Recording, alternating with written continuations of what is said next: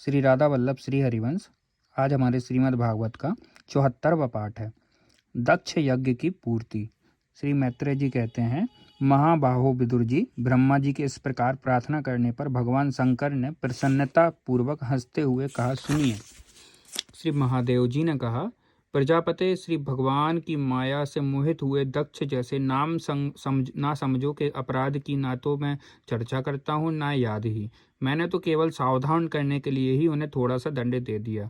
दक्ष प्रजापति का सिर जल गया है, इसलिए उनके बकरे का सिर लगा दिया जाए। भगदेव मित्र देवता और नेत्रों से अपना यज्ञ भाग देखें। पूसा पिसा हुआ अन्न खाने वाले हैं, वे उसे यजमान के दांतों से भक्षण करें और अन्य सब देवताओं के अंग प्रत्यंग की स्वस्थ हो जाएं, क्योंकि उन्होंने यज्ञ से बचे हुए पदार्थों को मेरा भाग निश्चय किया है। अद्रवर्यो आदि याज्ञिकों में से जिनकी भुजाएं टूट गई हैं, वे अश्विनी कुमार की भुजाओं से, और जिनके हाथ नष्ट हो गए हैं, वे पूसा के हाथों से काम करें, तथा भृगु जी के बकरे की सी दाढ़ी मूछ हो जाए।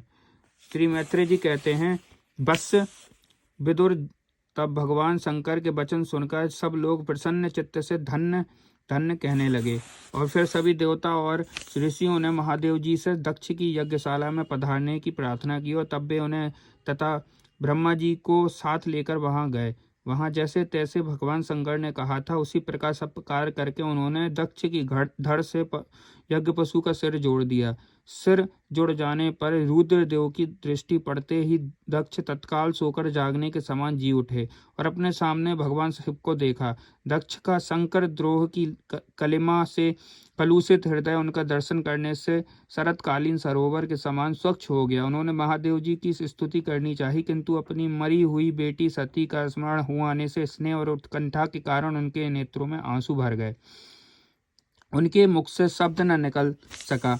प्रेम से बेहल परम बुद्धिमान प्रजापति ने जैसे तैसे अपने हृदय के आवेग को रोककर विशुद्ध भाव से भगवान शिव की स्तुति करने की आरंभ की। दक्ष ने कहा, भगवान, मैंने आपका अपराध किया था, किंतु आपने उसके बदले में मुझे दंड के द्वारा शिक्षा देकर बड़ा ही अनुग्रह किया है।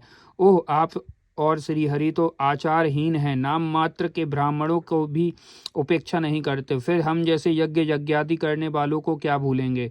विभो, आपने ब्रह्म होकर सबसे पहले आत्म तत्व की रक्षा के लिए अपने मुख से विद्या, तप और व्रतादि के धारण करने वाले ब्राह्मणों को उत्पन्न किया था। जैसे चरवाहा लाठी लेकर गौओं की रक्षा करता है, उसी प्रकार आप उन ब्राह्मणों की सब विपत्तियों से रक्षा करते हैं। मैं आपके तत्व को नहीं मानता था, इसी से मैंने भरी सभा में आपको अपने बाग बाणों से बेधा था, किंतु आपने मेरे उस अपराध का कोई विचार नहीं किया। मैं तो आप जैसे पूज्यतम महानुभावों का अपराध करने के कारण नरकादि नीच लोकों में गिरने वाला था, परंतु आपने अपनी करुणा भरी दृष्टि से मुझे उबार लिया। अब भी आपको प्रसन्न करने के योग्य मुझ में कोई गुण नहीं है, बस आप अपने ही उदारता पूर्वक बर्ताव से मुझे प्रसन्न हो। श्री मैत्रेय जी कहते हैं, आशुतोष शंकर से इस प्रकार अपना अपराध क्षमा कराकर दक्ष ने ब्रह्मा जी के कहने पर उपाध्याय, ऋत्विज आदि की सहायता से यज्ञ कार्य आरंभ किया। तब ब्राह्मणों ने यह यज्ञ संपन्न करने के उद्देश्य से रुद्रगण संबंधी भूत पिशाचों के संसर्ग जनित दोष से शांति के लिए 3 पात्रों में विष्णु भगवान के लिए तैयार किए हुए पुराणास नामक चरु का हवन किया। विदुर जी उस हवि को हाथ में लेकर खड़े हुए। अद्रवरियों के साथ यजमान ने दक्ष ने ज्यों ही विशुद्ध चित्त से श्रीहरि का ध्यान किया, त्यों ही सहसा भगवान वहां प्रकट हो गए। बृहत और रथंतर नामक साम स्त्रोत जिनके पंख हैं, उन गरुड़ जी के द्वारा समीप लाए हुए भगवान ने दसों दिशाओं को प्रकाशित करती हुई अपनी अंग कांति से सब देवताओं को तेज हर लिया। उनके सामने सबकी कांति फीकी पड़ गई। उनका श्याम वर्ण था, कमर में स्वर्ण की करधनी तथा पीताम्बर सुशोभित था, सिर पर सूर्य के समान देदीप्यमान मुकुट था, मुख कमल भौरों के समान नीली अलकावली और कांतिमय कुंडलों से शोभायमान था। उनके स्वर्णमय आभूषणों से विभूषित 8 भुजाएं थी, जो भक्तों की रक्षा के लिए सदा उगत रहती थी। 8 भुजाओं में वे शंख, पंग, चक्र, बाण, धनुष, गदा, खंग ढाल लिए हुए थे, तथा उन सब आयुधों के कारण वे फूले हुए कनेर के वृक्ष के समान जान पड़ते थे। प्रभु के हृदय में श्री वत्स का सचिन्न और सुंदर बनमाला सुशोभित थी। वे अपने उदार हास और लीलामय कटाक्ष से सारे संसार को आनंद मग्न कर रहे थे। पार्षद गण दोनों और राजहंस के समान सफेद पंखे और चुअर डुला रहे थे। भगवान के मस्तक पर चंद्रमा के समान शुभ्र छत्र शोभा दे रहा था।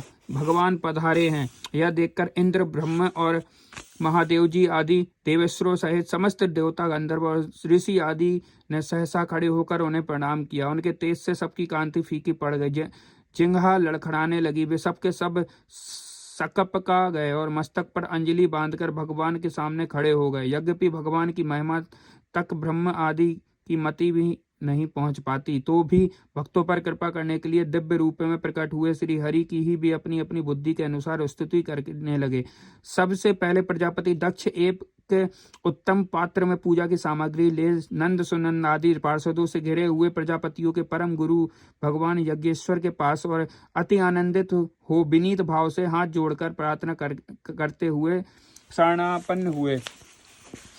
दक्ष ने कहा, भगवान आपने स्वरूप में आप बुद्धि की जागृत आदि संपूर्ण अवस्थाओं से रहित शुद्ध चिन्मय भेद रहित एतेव निर्भय हैं। आप माया का तिरस्कार करके स्वतंत्र रूप से विराजमान हैं। यज्ञ जब माया से ही जीव का कोई स्वरूप स्वीकार कर उसी माया में स्थित हो जाते हैं, तब अज्ञानी से दिखने लगते हैं। ऋत्विजों ने कहा, उपाधि रहित प्रभु भगवान रुद्र के प्रधान अनुचर नंदीश्वर के शाप के द्वारा हमारी बुद्धि केवल कर्म कांड में ही फंसी हुई है। एतेव हम आपके तत्व को नहीं जानते, जिसके लिए इस कर्म का यही देवता है, ऐसी अव्यवस्था की गई है। उस धर्म प्रवृत्ति के प्रयोजक वेदत्रय से प्रतिपादित यज्ञ को ही हम आपका स्वरूप समझते हैं। सदस्यों ने कहा, जीवों को आश्रय देने वाले प्रभु जो अनेक प्रकार के कलेशों के कारण अत्यंत दुर्गम है, जिसमें काल रूप भयंकर सर्प ताक में बैठा हुआ है, द्वंद्व रूप अनेकों को गड़े हैं, द्वजन रूप जंगली जीवों को भय है तथा शोक रूप दावानल का धड़क रहा है। ऐसे विश्राम स्थल से रहित संसार मार्ग में ही जो अज्ञानी जीव कामनाओं से पीड़ित होकर विषय रूप मृग तृष्णा जल के लिए ही देह गेह का भारी बोझा सिर पर लिए जा रहे हैं, वे भला आपके चरण कमलों की शरण में कब आने लगे। रुद्र ने कहा, वरदायक प्रभु आपके उत्तम चरण इस संसार में सकाम पुरुषों को संपूर्ण पुरुषार्थों की प्राप्ति कराने वाला है, और जिन्हें किसी भी वस्तु की कामना नहीं है, वे निष्काम मुनिजन भी उनका आदर पूर्वक पूजन करते हैं।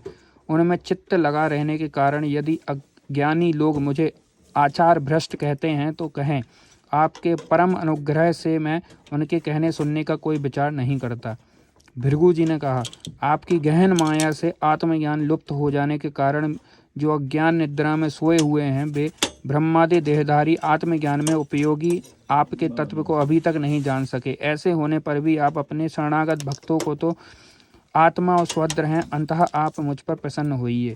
ब्रह्मा जी ने कहा, प्रभु पृथक पृथक पदार्थों को जानने वाली इंद्रियों के द्वारा पुरुष जो कुछ देखता है वह आपका स्वरूप नहीं है, क्योंकि आप ज्ञान शब्दादि विषय और श्रोत्रादि इंद्रियों के अधिष्ठान हैं। ये सब आपके अध्यस्त हैं, एतेव आप इस मायामय प्रपंच से सर्वदा अलग हैं। इंद्र ने कहा, अच्युत आपका यह जगत को प्रकाशित करने वाला रूप देवद्रोहियों को संहार करने वाली 8 भुजाओं में से सुशोभित है, जिनमें आप सदा ही नाना प्रकार के आयुध धारण किए रहते हैं। यह रूप हमारे मन और नेत्रों को परम आनंद देने वाला है। याज्ञिकों की पत्नियों ने कहा, भगवान ब्रह्मा जी आपके पूजन के लिए ही इस यज्ञ की रचना की थी, परंतु दक्ष पर कुपित होने के कारण इसे भगवान पशुपति ने अब नष्ट कर दिया। यज्ञ मूर्ते शमशान भूमि के समान उत्सवहीन हुए हमारे उस यज्ञ को आप नील कमल की सी कांति वाले अपने नेत्रों से निहार कर पवित्र कीजिए। ऋषियों ने कहा, भगवान आपकी लीला बड़ी ही अनोखी है, क्योंकि आप कर्म करते हुए भी उनके निर्लेप रहते हैं। दूसरे लोग वैभव की भूख से जिन लक्ष्मी जी को उपासना करते हैं, वे स्वयं आपकी सेवा में लगी हुई रहती हैं, तो भी आप उनका मान नहीं करते, उनके निष्प्रह रहते हैं। सिद्धों ने कहा, प्रभु यह हमारा मन रूप हाथी नाना प्रकार के कलेश रूप दावानल से दग्ध एवं अत्यंत त्रसित होकर आपकी कथा रूप विशुद्ध अमृतमयी सरिता में घुसकर गोते लगाए बैठा है। वहाँ ब्रह्म आनंद में लीन सा होने के कारण उसे ना तो संसार रूप दावानल का ही स्मरण है और ना वह उस नदी से बाहर ही निकलता है। यजमान की पत्नियों ने कहा, सर्व समर्थ परमेश्वर आपका स्वागत है, मैं आपको नमस्कार करती हूँ, आप मुझ पर प्रसन्न होइए। लक्ष्मीपति, आप अपनी प्रिया लक्ष्मी जी के सहित आप हमारी रक्षा कीजिए। यज्ञेश्वर, जिस प्रकार सिर के बिना मनुष्य का धड़ अच्छा नहीं लगता, उसी प्रकार अन्य अंगों के से पूर्ण होने पर भी आपके बिना यज्ञ की शोभा नहीं होती। लोकपालों ने कहा, अनंत परमात्मन, आप समस्त अंतःकरणों के साक्षी हैं, यह सारा जगत आपके ही द्वारा देखा जाता है, तो क्या मायिक पदार्थों को ग्रहण करने वाली हमारी इस नेत्र आदि इंद्रियों से कभी आप प्रत्यक्ष हो सके हैं? वस्तुतः आप हैं तो पंचभूतों से पृथक, फिर भी पांच भौतिक शरीरों के साथ जो आपका संबंध प्रतीत होता है, यह आपकी माया ही है। योगेश्वरों ने कहा, प्रभु, जो पुरुष संपूर्ण विश्व के आत्मा आप में अपने में कोई भेद नहीं देखता, उससे अधिक प्यारा आपको कोई प्यारा नहीं है। तथापि भक्त वत्सल, जो लोग आप में स्वाभाविक रहकर अनन्य भक्ति से आपकी सेवा करते हैं, उन पर भी आप कृपा कीजिए। जीवों के अदृष्ट बस उसके सत्वादि गुणों में बड़ी भिन्नता आ जाती है। उस अपनी माया के द्वारा जगत की उत्पत्ति, स्थिति और प्रलय के लिए ब्रह्मादि विभिन्न रूप धारण करके आप भेद बुद्धि पैदा कर देते हैं, किंतु अपनी स्वरूप स्थिति से आप उस भेद ज्ञान और उसके कारण सत्वादि गुणों से सर्वदा दूर हैं। ऐसे आपको हमारा नमस्कार है। ब्रह्म स्वरूप वेद ने कहा, आप ही धर्मादि की उत्पत्ति के लिए शुद्ध सत्व को स्वीकार करते हैं, आप साथ ही आप निर्गुण भी हैं। एतेव आपका न तत्व ना तो मैं जानता हूँ और ना ब्रह्मादि कोई और ही जानते हैं, आपको नमस्कार है। अग्निदेव ने कहा, भगवान, आपके ही तेज से प्रज्वलित होकर मैं श्रेष्ठ यज्ञों में देवताओं के पास घृत मिश्रित हवि पहुँचाता हूँ।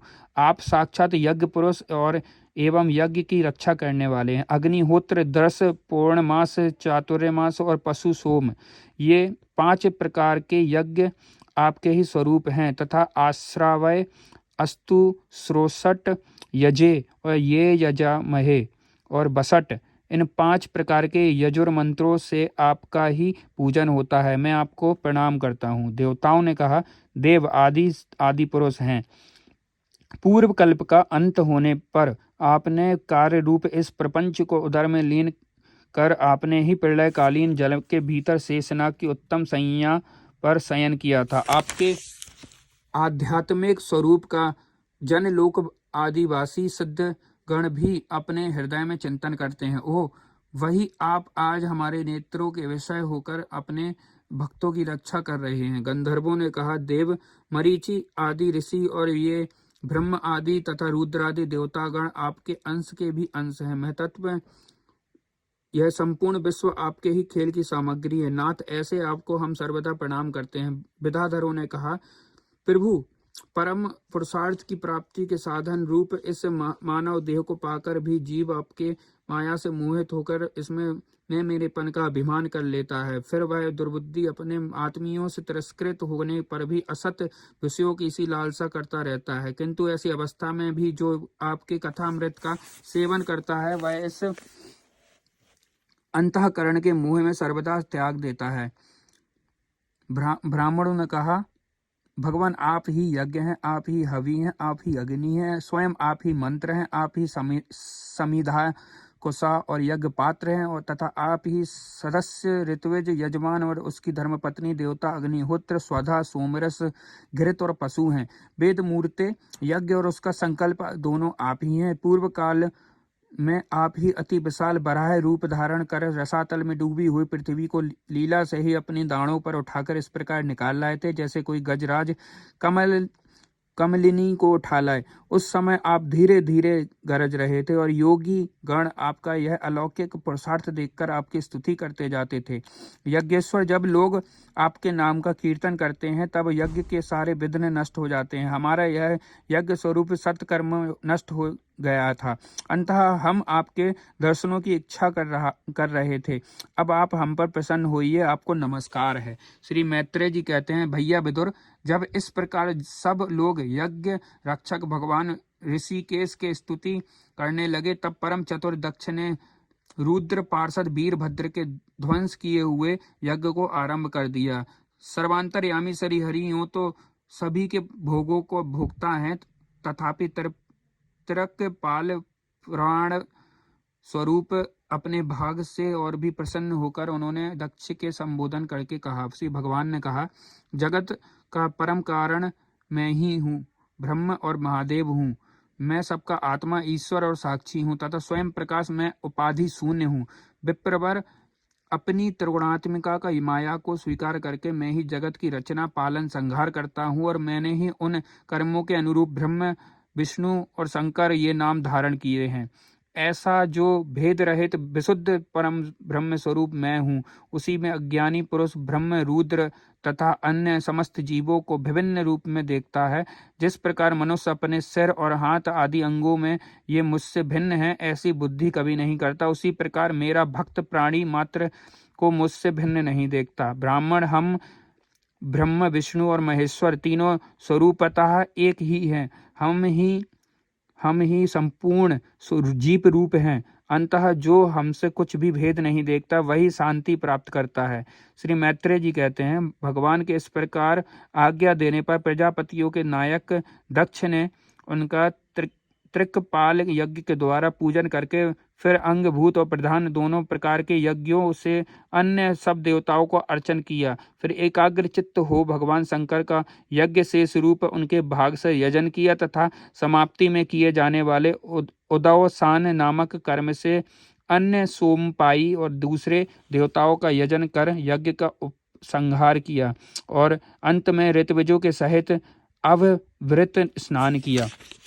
फिर जिन्हें अपने पुरुषार्थ से ही सब प्रकार की सिद्धियां प्राप्त थी, उन दक्ष प्रजापति को तुम्हारी सदा धर्म में बुद्धि रहे ऐसा आशीर्वाद देकर सब देवताओं स्वर्गलोक को चले गए।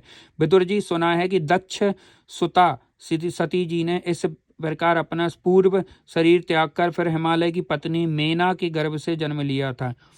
जिस प्रकार प्रलय काल में लीन हुई सती शक्ति सृष्टि से आरंभ में फिर ईश्वर का ही आश्रय लेती है, उसी प्रकार अनन्य परायणी श्री अंबिका जी ने उस जन्म में भी अपने एकमात्र आश्रय प्रियतम भगवान शंकर को ही वरण किया।